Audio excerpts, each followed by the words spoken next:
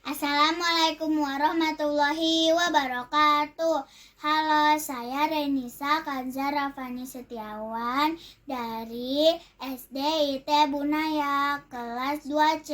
Teman-teman, dalam video kali ini saya akan menggambar perisai burung Garuda.